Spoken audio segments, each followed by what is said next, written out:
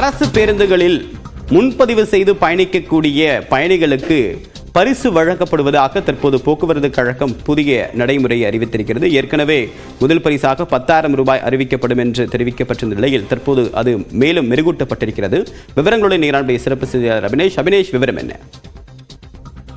தேவப்பிரியன், தமிழ்நாடு அரசு போக்குவரத்து கழகங்கள் பேருந்துகளில் ஆன்லைன் முன்பதிவு திட்டத்தின் மூலம் முன்பதிவு செய்யும் பயணிகளை ஊக்குவிக்கும் வகையில் குலுக்கல் முறையில் ரொக்க பரிசு வழங்கும் திட்டம் அனைத்து பயனாளிகளுக்கும் விரிவுபடுத்தக்கூடிய வகையில ஒரு சிறப்பு குலுக்கல் முறையை தமிழக அரசு அறிவித்திருக்கிறது.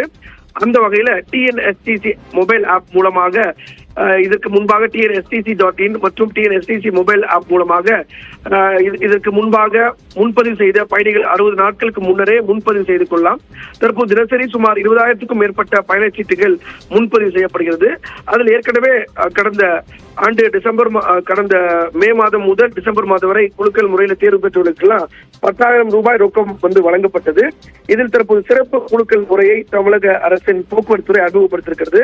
அந்த வகையில வழக்கமான மாதாந்திர குலுக்கல் முறை 2024 நவம்பர் மாதம் முதல் வாரத்தின் அனைத்து நாட்களிலும் பயணம் செய்யும் முன்பதிவு செய்யும் அனைத்து பயணச்சீட்டுகளும் மாதாந்திர குலுக்கல் முறையில் தகுதி பெறும் ஒவ்வொரு மாதமும் 13 வெற்றியாளர்கள் தேர்ந்தெடுக்கப்பட்டு முதல் 3 வெற்றியாளர்களுக்கு தலா 10,000 ரூபாய் வழங்கப்படும் மற்றும் மற்ற 10,000 ரூபாய் வழங்கப்படும் என தெரிவிக்கப்பட்டிருக்கிறது.